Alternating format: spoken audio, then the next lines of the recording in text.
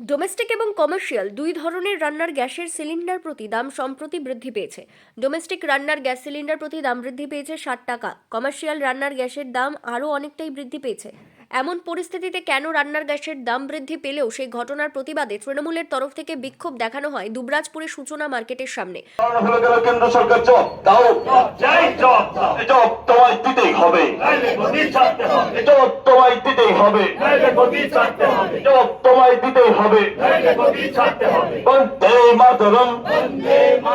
গত রবিবার ভোট ঘোষণার ঠিক পরেই তাদের তরফ থেকে এমন বিক্ষোভ দেখানো হয়। বিক্ষোভে সামিল হওয়া তৃণমূল কর্মী সমর্থকদের হাতে রান্নার গ্যাস সিলিন্ডার থেকে শুরু করে হাতা, খুন্তি, ওভেন ইত্যাদি লক্ষ্য করা যায়। এদিনের এই বিক্ষোভ কর্মসূচিতে উপস্থিত থেকে তৃণমূলের সহসভাপতি মলয় মুখোপাধ্যায় জানান, কেন্দ্রের বিজেপি সরকার নরেন্দ্র মোদী, অমিত শাহের চোখে চোখ রেখে যদি ভারতের কেউ একজন লড়াই করে যাচ্ছেন তাহলে তিনি হলেন মমতা বন্দ্যোপাধ্যায়।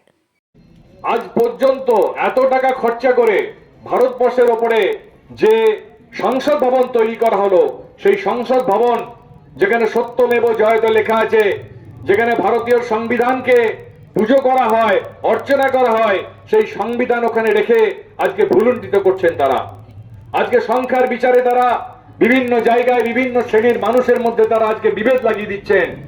হিন্দুর সঙ্গে মুসলমান, শিখের সঙ্গে পার্সির, বিহারির সঙ্গে মহারাষ্ট্রিয়ান, মহারাষ্ট্রের সঙ্গে কেরলিয়ান, এই সমস্ত বিভেদ সৃষ্টি করে তারা সারা ভারতবর্ষে রাজ করার চেষ্টা করছেন। তাই এর বিরুদ্ধে ভারতবর্ষের একমাত্র নেত্রী মমতা বন্দ্যোপাধ্যায়, যিনি মাথা উঁচু করে আজকে শুধু বাংলায় নয় ভারতবর্ষের বুকে বিজেপিকে একমাত্র টক্কর দিচ্ছেন, নরেন্দ্র মোদীর সাথে চোখে চোখ রেখে অমিত শাহের বিরুদ্ধে লড়াই করে চলেছেন, তার নাম আমাদের নেত্রী মমতা বন্দ্যোপাধ্যায়।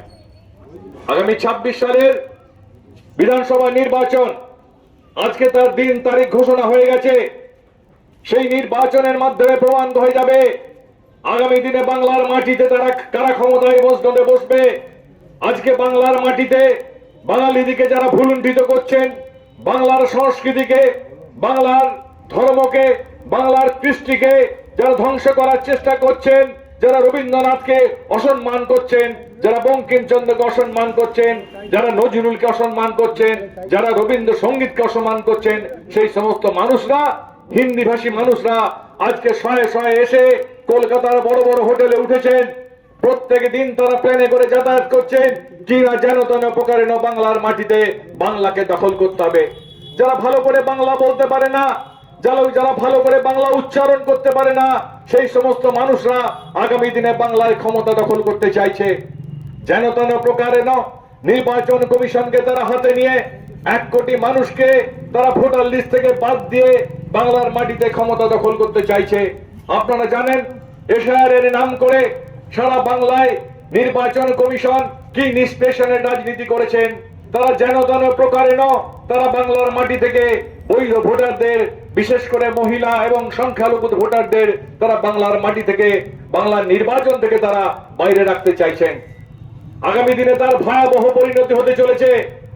এখনো 60 লক্ষ ভোটার যারা অ্যাডজুডিকেশনের মধ্যে পড়ে আছেন, জানি না নির্বাচনের আগে তারা ভোট দিতে পাবেন কিনা, তাদের নাম ভোটার লিস্টে বেরোবে কিনা, কিন্তু এটা অত্যন্ত সংবিধান বিরোধী কাজ হচ্ছে যে আমি ভারতবর্ষের নাগরিক, হ্যাঁ বা না তোমাকে বলতে হবে। অ্যাডজুডিকেশনে ঝুলিয়ে রেখে, মাঝখানে ঝুলিয়ে রেখে কোনোদিন নির্বাচন হতে পারে না, কারণ সেটা হবে গণতন্ত্রের প্রতি প্রহসন।